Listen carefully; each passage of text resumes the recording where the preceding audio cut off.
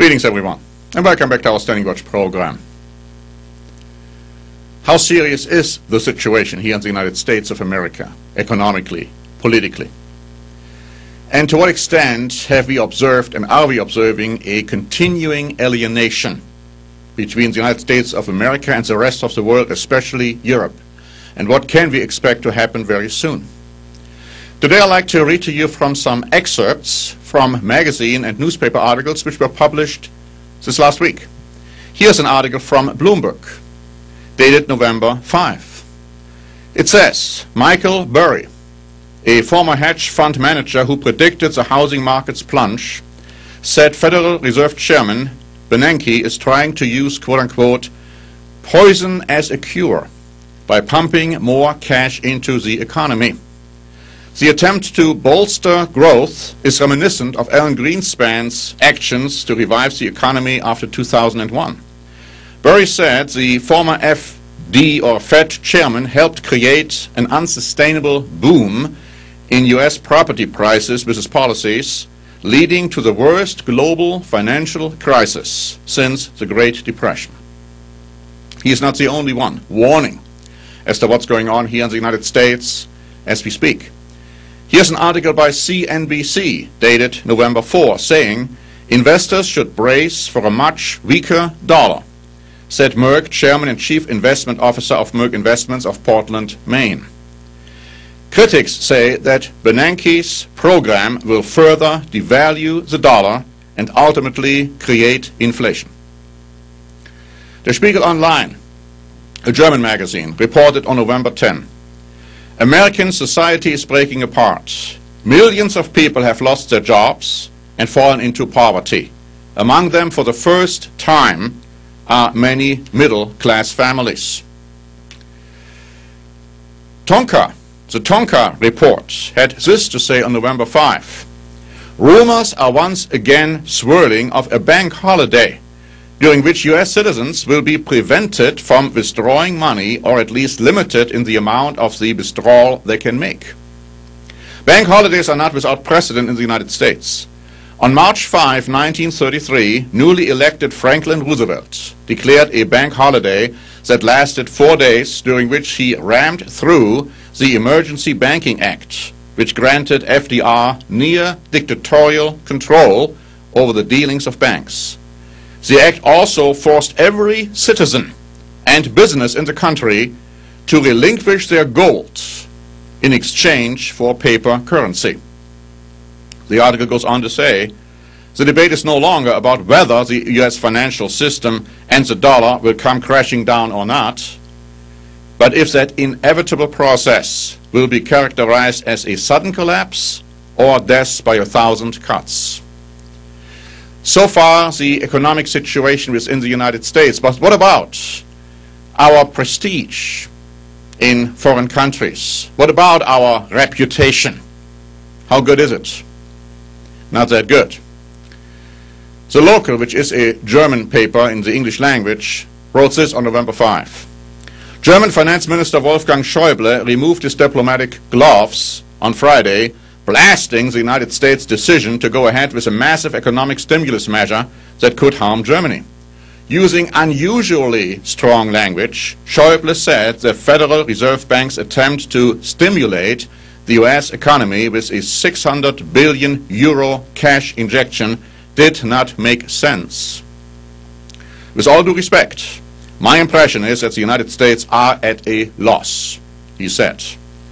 The Financial Times wrote 1 day later, on November 7, or 2 days later, Germany has put itself on a collision course with the U.S. over the global economy after its finance minister launched an extraordinary attack on policies being pursued in Washington.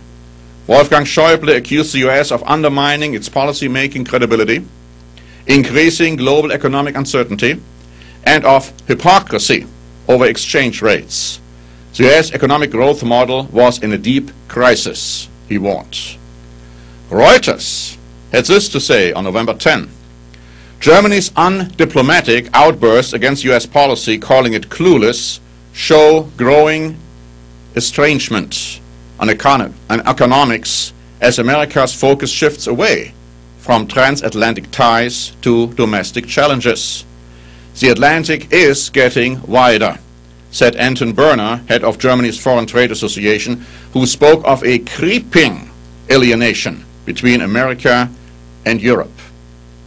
One German paper, the Hannoversche Allgemeine, came to the conclusion that, quote, never before has the Merkel government had such a direct confrontation with the United States. And then what about the G20 summit which is going on? Der Spiegel Online had this to say on November 11. Merkel left Germany with well-rehearsed words of praise for China. Of course, Berlin would rather stand shoulder to shoulder with Washington. But the unspoken message was clear. Drive us into a corner and we will find other powerful allies. The article goes on to say that at a meeting in Seoul just prior to the G20 meeting or summit, the meeting between Merkel and Obama was extremely frosty, it says, or extremely icy. And the difference between Germany and USA became, quote-unquote, surprisingly visible in the most obvious way. Now, before we come to hasty conclusions saying, oh, this is all Mr. Obama's fault because he is doing all these terrible things, let's not forget that anti-Americanism and the alienation between Europe and America started long before Mr. Obama came to power. Mr. Bush just published his memoirs, and these memoirs have caused furor and incredible outcry in Europe. Let me read to you from Deutsche Welle, dated November 10. It says, if Bush's single-minded and heavy-handed approach to Afghanistan and Iraq in the wake of the terror attacks of 9/11 were damaging to his relations with European allies at the time, his newly released memoirs appear to be giving European readers a chance to get angry all over again. It goes on to say, the ripples from his 8-year presidency continue to be felt in Europe. Under his leadership, decades of trust and cooperation between the US and European governments was damaged. The response to his memoirs suggests that the damage Bush did to his country's reputation in Europe remains severe. Bush may have come out with his book to try and put the record straight in his own words.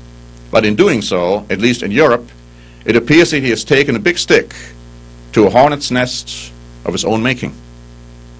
Why are these things happening? My friends, I've told you before, I'm telling you again. The Bible has prophesied it to happen more than 2,000 or 3,000 years ago. And the Bible has also said that the reasons why they are happening are very clear. God has revealed himself to ancient Israel more than he did to other nations. But Israel turned their back on God, and God ultimately punished them, brought them into slavery. We have said for years that the alienation between Europe and the United States will continue because God has revealed himself to the United States of America, the people of the United States of America, Great Britain, other English-speaking nations, and to an extent which he hasn't to the rest of the world, and the people have turned their backs on God. Now that doesn't mean everybody in the nation has, but overall the nations have turned their backs on God, and God will punish us for that. God's love and punishment are not inconsistent terms.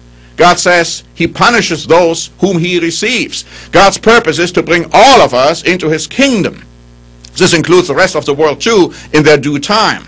But God expects more of us today because he has revealed himself to us to an extent he hasn't, insofar as other nations are concerned. But you see, we are not willing to turn to God. Now some people say, oh, we have to turn to God, but are we turning to the God of the Bible? The God who says, if you love me, you keep my commandments. The God who says this is the love of God if we keep his commandments. What nation in the world keeps all of God's commandments? I dare to say, none. Do you keep God's commandments? It is true we shouldn't be afraid of what's coming if we are true Christians, but if we are turning our backs on God, we have every reason to be afraid. And we are going to tell you what's going to happen. The Bible strongly indicates that the nation as a whole will not turn to God. And that is why we are seeing the problems we are seeing. My friends, I ask you to wake up and realize the causes for our problems. And they won't get any better until the time of Christ's return, which isn't that far off. Thanks very much for watching. This is Norbert Link for the Standing Watch program.